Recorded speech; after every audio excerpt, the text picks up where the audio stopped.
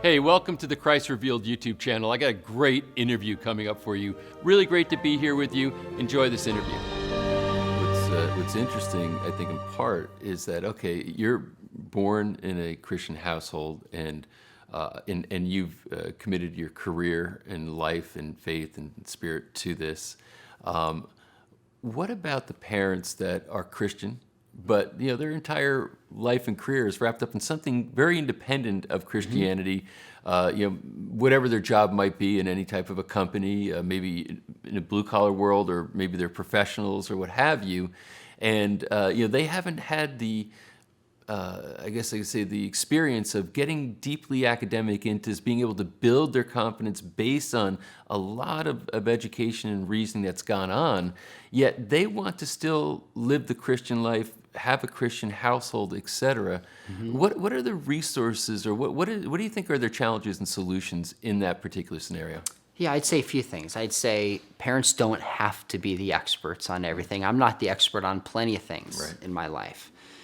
The other thing I would say is if you just take the time to read a couple books and make loving God with your mind a part of who you are, you've already set yourself apart from most people in the culture who don't read thoughtful books. Right. So I would say to those parents, I'd say, what does it look like in your life and in your family to make just loving God with your mind and thinking Christianly one spiritual discipline? Right. What book can I read? What conference can I go to? Who can I find in my church, track them down and have a conversation with that person and start to learn and grow in that aspect of my life? The other thing, though, is part of being a Protestant Christian is I don't believe there's sacred and then secular vocations. It's not like what I do is more spiritual than someone who's a doctor, a teacher, a plumber, or a car mechanic.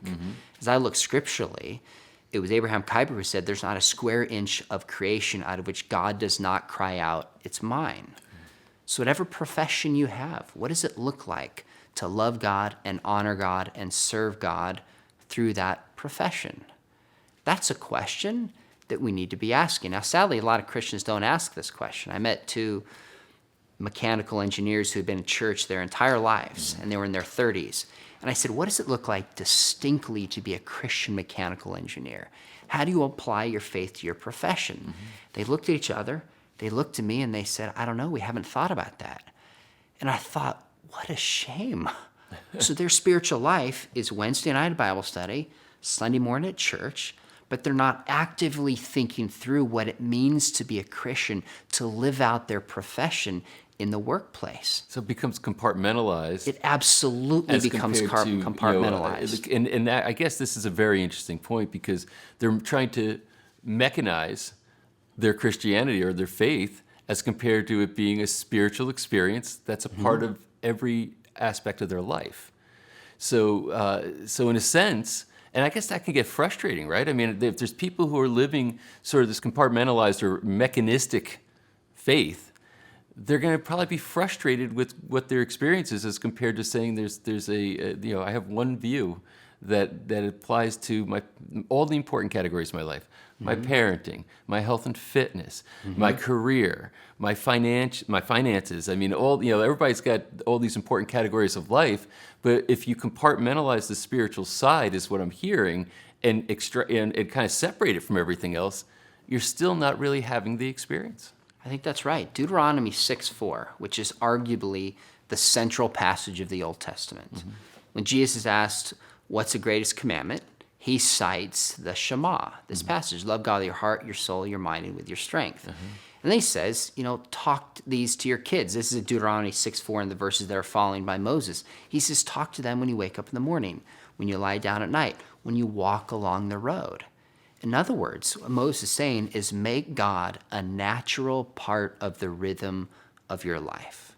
Yeah. Refuse to compartmentalize spiritual things to Sunday morning and Wednesday night, but our spiritual beliefs should shape the way we look at culture, shape the way we compete in sports, shape the way we have a relationship, shape the kind of worker that we are.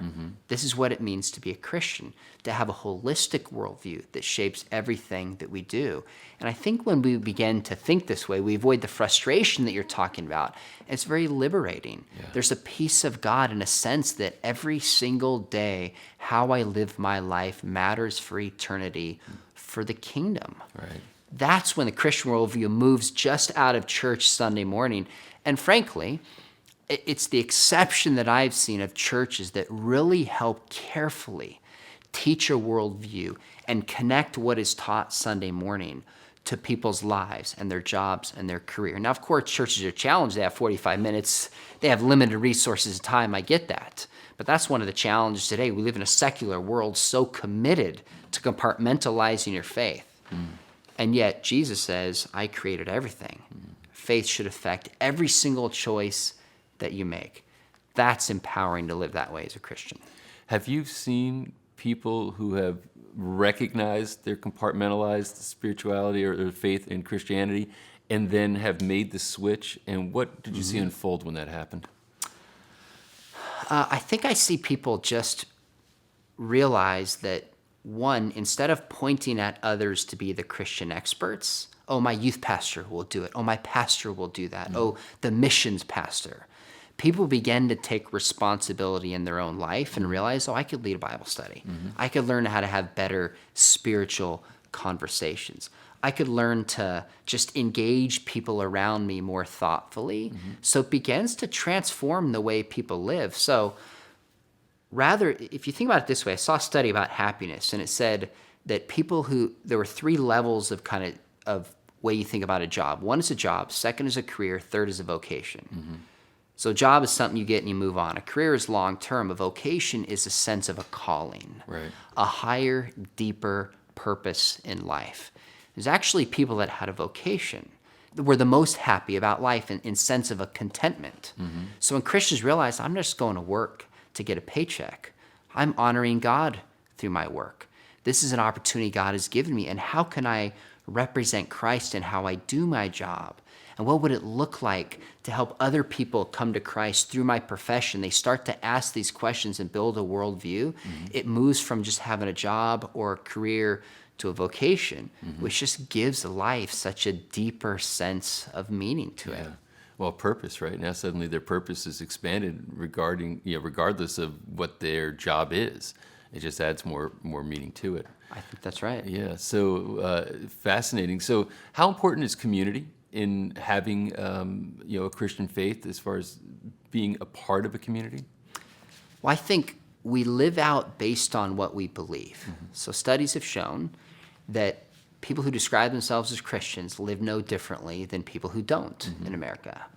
But people who describe themselves as Christians and have a Christian worldview, who think like Jesus, are more likely to live like Jesus. But worldviews are always best learned in community, in relationship with one another. So it's not a coincidence that Jesus would break bread with somebody and share stories, talk with that person, share their life. So the only way we can pass on our values to the next generation is in relationship with parents, with grandparents, with uncles, with coaches, with teachers. And this is something that's not accidental to Christianity. This is at the heart of it. God himself is tri-personal, right? When we're invited to become a Christian, we're in a sense invited into the community of the one God who eternally exists as 3 persons. We're made in God's image to be in relationship with each other, to be in relationship with God. And it's that community that gives us meaning. It's community that gives us purpose. And it's a community where we learn the certain truths that can set us free to go live out our faith in the world. It's sort of a difference between saying this is an abstraction in my mind as compared to saying it's a living experience, day to day. And I'd imagine that, when things are great, that's one thing, but when life gets tough or there's tragedy, having that community is something that is essential. I think it's community, and I think it's our belief system. It's both. So sometimes people just say, well, in the Christian faith, we just need community. We got to show we have a great community, invite the world into it. Then there's other people say, no, we just need to preach and proclaim truth. I think it's both. In one of his letters to the Thessalonians, Paul says, I not only gave you the gospel, but my very own life. It's both. When people look in our broken world and see a loving, genuine, not perfect, but a real community of people, that is so appealing and powerful. But non-Christians can have community. What sets our community apart is there's the Holy Spirit that's there. We have a common brotherhood, and we have truth. So when people are suffering, yes, it's community that helps them, but it's also their belief system. I saw a study by Dennis Prager in his book, Happiness is a Serious Problem, and he saw people that had suffered the loss, married couples that had suffered the loss of a child prematurely. Most of them were either divorced or separated. Just the pain of that would rip relationships apart. And he asked the question, why would some couples be able to stay together and some couples couldn't? And his conclusion was if they had a belief system in place that could make sense of such a tragedy, they were far more likely to withstand the pain and the hurt that comes from the loss of a child. So suffering and evil, for somebody to withstand it, has to have a framework, has to have a worldview, a belief system that doesn't make the pain go away, but at least understand God is with me. God can redeem this for good. We live in a broken world. And community together, I think, is the recipe to help people keep a lasting faith. That's it for this particular interview. Thanks for joining me. Really excited to take this ongoing journey with you as we keep bringing more content. If you haven't already, you really should subscribe to this channel. There's a lot of phenomenal content coming down the road into the future that you'll want to know about. Leave a comment down here. I think people would love to hear from you, and then you can hear from them too. If you liked it, go ahead and give a like. It only takes half a second, and share this with people that you care about. The world needs more light in it right now. So thanks for being with me. Hope to connect with you again soon.